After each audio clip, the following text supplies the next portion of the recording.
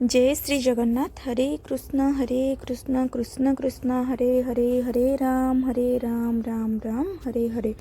मो नेम हूँ स्वप्ना। आपण मैंने जो मैंने भी यही भिडटी देखुं मु भावुची जड़े जड़े स्टूडेंट कि एक्सपीरियंट होइथिबे किंबा पढ़ा को भल पाउथिबा जड़े व्यक्ति होइथिबे। मु मॉर्निंग रे सब बेले पॉजिटिव थिंक सहित उठे एवं गोटे मोर शेड्यूल बनई दिए मते दिन सारा आज कौन करिबार अच्छी एवं कौन करिबार नाही। आपण माने भी एमिति करंतु बिकॉज मो साथरे कौन हुए ना, मु जदि आज मॉर्निंग रे टाइम बाहर न करी पढ़ी तो मु दिन सारा पढ़ी पारेनी, मो टाइम एपट सेपट हो जाए। जेहेतु मुझे जड़े हाउसवाइफ एवं मदर मध्य मो टाइम सब चली जाए। तेणु मुझे आज मॉर्निंग रे 2 to 3 आवर जदि पढ़ी सारी तो माइंड रे मोर सेटा ही थाए मु केतल जीवी एवं मोर स्टडी को कंप्लीट करी। मो फोन रे अलार्म दे दिए, मोर जिते बड़े भी पढ़ा समय थाए ना से मो फोन रे अलार्म बाजी थाए कि हाँ तोर पढ़ार समय होगला तो मु मोर पढ़ा को चली आसे। हाँ मु आपण मानक गोटे कथा निहाती भाव में शेयर करी।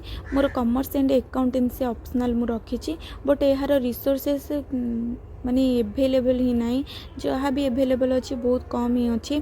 तो मु आज जाए एमती जन को भी पाइनी कि मते विषय किए गाइड करि परिबे कि कौन मु तो जानी सेमितिका जड़े एक्सपीरियंट मध्य।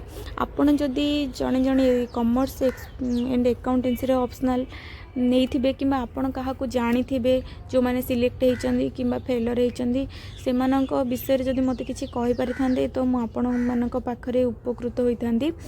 मु देखूँ ये मोर कॉमर्स एंड अकाउंटेंसी ऑप्शनल जेहेतु किसी रिसोर्सेस बेसी एवेलेबल ना, तो मु कौन करे ना गूगल करे, देन मोर किसी ग्रेजुएशन रो नोट को प्रिफेर करे, रैंकर क्लासेस रो नोट को प्रिफेर करे, एमती सब 4-5टा रिसोर्सेस को करके मु गोटे नोट बने तो मोर से बेसी टाइम चली जाए। तो आपण मैंने एमती क्या जानी कि जदि जानी मत निहाती भाव में कहे। एवं बर्तमान देखूँ मु नोट ही बनाऊँगी, मु सब बेले मोर ऑप्शनल पाई नोट बनई दिए तो जी बनई थी से पढ़ी दिए। देन मु एबे मोर GS2 माने पॉलिटी पढ़े स्टार्ट करिछि, से सब को ही एबे पढ़ुछि।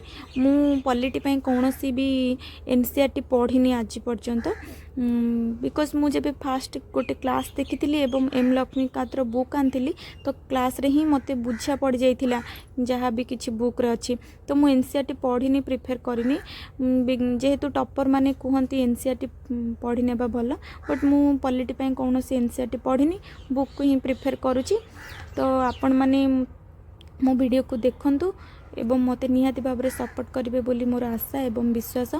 मो वीडियो को देखिकी आपण माने लाइक करंतु कि न करंतु, किंतु आपण मानक भितरे गोटे पॉजिटिव एनर्जी क्रिएट करंतु कि हाँ मु भी पढ़ी पारिबी। आ जेते भी हाउसवाइफ अच्छंदी से माने मध्य निजको मोटिवेट करंतु कि हाँ जड़े हाउसवाइफ मध्य समय बाहर करके पढ़ी पारे। मु तो ये दिन में 4 ରୁ 5 घंटा समय बाहर करि पारुछि माने जेबे बिजी थाए, बट मु सबु बेले ट्राए करी कि मु 6 घंटा पढ़िबा पई एवं मोर बेले बेले टार्गेट 5 घंटा 6 घंटा हो पारे, केबे केबे 7 घंटा भी समय मिल जाउछि। तो आपण माने भी निजको मोटिवेट करंतु एवं पढ़िबा पई चेष्टा करंतु। मु एपे देखो ये पॉलिटी पढ़ुली, पॉलिटी पे गोटे नोट बन दूसरी जहाँ भी किसी बुक अच्छी तो से सब गोटे नोट बन दूची। एबे मोर हिस्टोरिकल बैकग्राउंड फर्स्ट चैप्टर ही पढ़ुची। तो वीडियोटी भल लगी आपण मैंने मत निहाती भाव में साहाय्य करेंगे और सपोर्ट करेंगे। एवं जो मैंने भी कॉमर्स अकाउंटेंसी ऑप्शनल एक्सपीरियंस अच्छी से मैंने मत निहाती भाव में जनइबे। तो थैंक यू समस्त को वीडियोटी वाच करिथिबारु। जय श्री जगन्नाथ।